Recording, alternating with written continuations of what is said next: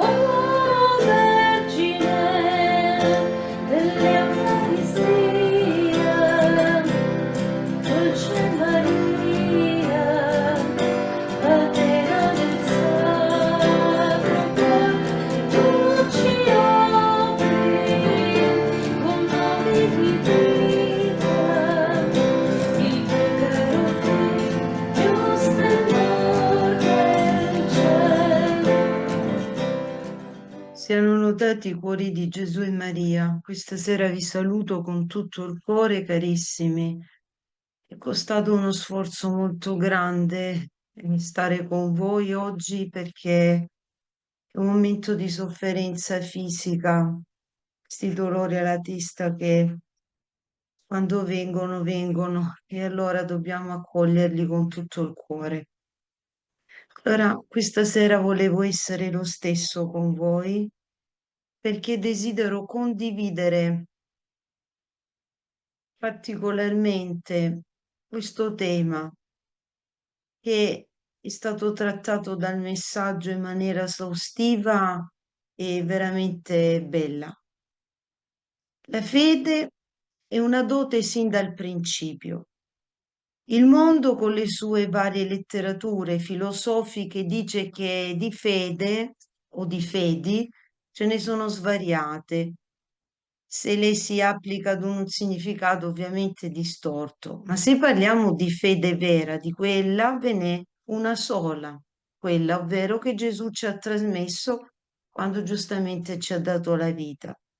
Per capire questo concetto, cari fratelli, bisogna che immaginiamo la fede come un tutt'uno con la nostra pelle e non come un qualche cosa di utile che vestiamo, che abbiamo intorno, perché non sarebbe essenziale.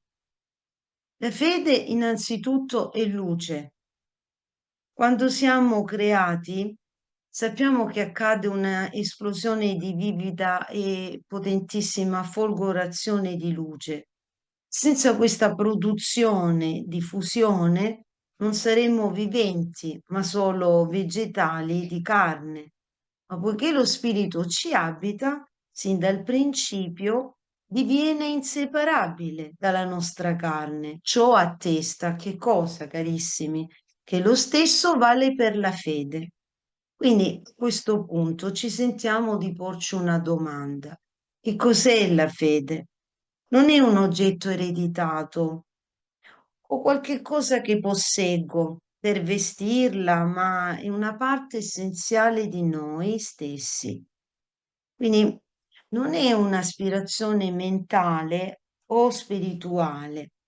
Infatti ci sono quelli che dicono che la fede non la conoscono perché non l'hanno mai ricevuta, ma in realtà possiamo ammettere che la fede è un habitus misterioso, interiore, che appartiene a tutti come dono divino sin dall'inizio. Quindi la fede appartiene alla sfida, alla sfera della vita, proprio come il cibo tiene unita carne e sangue e li sfama. Fede e verità. Non è un caso che chi mette all'agonia la verità per inceppare i cosiddetti sistemi della grazia e fomentare sacrilegio ed eresia, fa avanzare nuove fedi che sono, inutile dirlo, tragiche e penose parodie della vera e reale fede, che si fonda su un Dio fattosi carne. E che cosa fa questo Dio facendosi carne? Celebra un sacrificio umano e divino. Infatti Gesù dice, uno è il Vangelo, una è la vera Chiesa, quella cattolica romana, uno è l'altare consacrato da olio e acqua e dal mio martirio quotidiano che è memoria della croce. Cari fratelli, non ci sono altre croci come la sua. Le altre ripetono la figura della sua morte su quel legno ma non hanno lo stesso significato, lo stesso morire, simbolo del suo modo di redimere il mondo, perché uno è il sacrificio, perché una è la morte e non ci sono altri modi, per esempio, come altri intendono, di arrivare in paradiso se non nascendo e morendo una sola volta. È evidente il riferimento di Gesù ad una seconda rinascita, che è l'accoglienza giustamente del vivere nella grazia, cioè accogliendo il battesimo, è quello un nuovo modo di vivere dopo il peccato originale. Allora, vivere di fede. Che cosa vuol dire? Vuol dire tenere viva la grazia in noi, che è un cordone umbilicale che tiene a bada carne, libidine e passioni varie, veri tiranni che, se crescono a dismisura, ecco, senza la fede non abbiamo appunto questo esercizio di amore e di fiducia in Dio, il quale è il vero datore dei beni, che ci fa compiere il bene anche verso gli altri, e che giustamente chi viene da Dio e ha questo cuore d'amore avverte intensamente, interiormente questa necessità, cioè di dare come si è ricevuto, a meno che non si è talmente tenebrosi da non riuscire, governati dalle forze delle tenebre, da non riuscire più a sentire le esigenze interiori. In questo caso parliamo di seguaci di Satana e quindi quella fede che ricevono questi seguaci come dire, di Satana, del male, diviene non fede perché resa impotente, perché ha perso la linfa che la teneva in piedi. Quindi ora diventa solo un oggetto addirittura di scherno per fare del male a se stessi o alla Chiesa, perché questo è il primo desiderio del maligno. E allora vediamo come la vita umana, carissimi, cade ostaggio di chi odia e non ama, che pur di vivere secondo i propri criteri, principi, piaceri, insidia gli altri fino a che quel vento che li ha spinti, no? Con la forza della malefica nube non li abbandona. E allora cosa accade? Certo non tutti, si accorgono che quel cielo chiamato fede e amore era stato sempre là per aiutarli a sfidare il mondo senza necessariamente cadere nei suoi tormenti, nelle sue insidie, perché la nave della fede è un dono della potenza di Gesù, perché Gesù ha già vinto il mondo. La fede fa rinascere alla forza della purezza dell'infanzia spirituale, ovvero non basta giustamente essere battezzati per respirare Dio ed ottenere la sua forza, ma dobbiamo avere una fede limpida, sicura e soprattutto, cari amici, una fede permanente per esistere nella lotta assidua contro il demonio e la carne.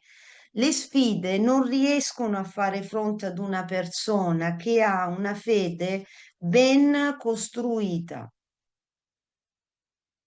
E quindi la fede è una forza che trascina, sì, cari amici, trascina e travolge i flutti degli egoisti perché è il fiore dell'amore che ripara ovunque.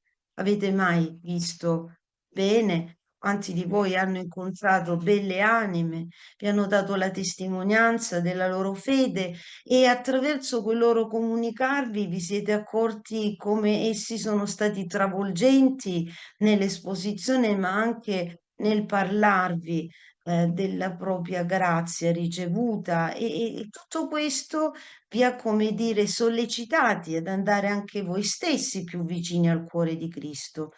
Però attenzione che la fede può anche smarrirsi durante le mareggiate del dolore, delle perdite affettive. Ma la storia e tanti fatti ci raccontano, in ogni lotta interiore viene fuori sempre e trionfa lo spirito del credente. Non tutto ciò che è fermo è morto, carissimi. Quindi colpo dopo colpo, Dio in maniera soprannaturale fa raccogliere dalla brutalità umana tutto quello che mai più deve sopraffare e viene soffocato per opera della grazia, con una netta riconquista di libertà che solo chi ha la fede può dare, anche nei più forti strazi del soffrire. La fede è dunque una potente alleata che fa respirare, coniuga corpo, anima e fa dialogare con lo spirito.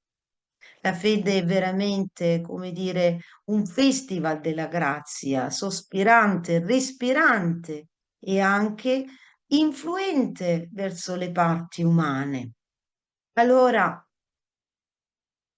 al termine di tutto, la pace è conquistata. Grazie alla tua lotta, cara sorella, caro fratello, che hai colto tante volte e non l'hai rifiutata questa lotta per codardia. Dico la tua lotta perché appunto per la tua fede ti sei conquistato la tua pace, perché quella lotta non l'hai relegata agli altri, ma l'hai accolta per il Signore. Allora, perché non si dica più allora che al mondo ci sia qualcuno che non abbia ricevuto la fede, ma piuttosto ne hanno soffocato dentro e intorno il suo splendore. Io vi lascio, cari amici, sono molto stanca, addolorata, ma so che pregherete per me, tutti voi. Io pregherò per tutti quelli che soffrono e particolarmente per le malattie più gravi, più importanti. So che ci saranno testimonianze. Ecco, accogliamo questi racconti come esplosione e trionfo della fede e grazie a tutti quelli che aiutano la nostra cara celeste verdura in grande, grandissima difficoltà, ma sempre con la Madonna andiamo avanti nella fiducia della provvidenza. Che Dio vi benedica. E a proposito di fede, come diceva Deborah, vogliamo leggere una testimonianza che ci è giunta, veramente una testimonianza di fede anche attraverso la grazia dell'olio benedetto. La signora ha concesso l'autorizzazione a dire il nome. Mi chiamo Enrica De Bernardo e sono nata a Pordenone il 1° febbraio del 1929. Sono devota alla Vergine dell'Eucaristia e voglio testimoniare quanto segue. Da anni avevo un piccolo angioma sulla mia guancia destra che non mi dava preoccupazioni. Improvvisamente ha iniziato a farmi prurito e a sanguinare.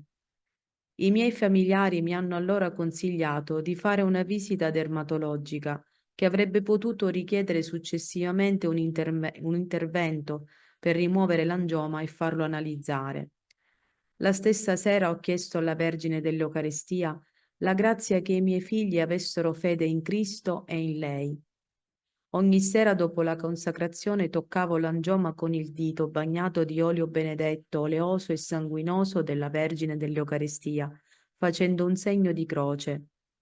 In pochi giorni si è formata una crosta che è caduta, lasciando la pelle sottostante sana e di colore più rosa rispetto alla pelle circostante. Questo è un segno per chi non crede. In fede, Enrica De Bernardo. Ringraziamo la Signora per la testimonianza e anche la Vergine dell'Eucaristia perché con il suo olio benedetto, il dono delle sue lacrime, come quando recitiamo nella preghiera, ci tocca, ci ama e ci guarisce a suo modo e con il suo amore.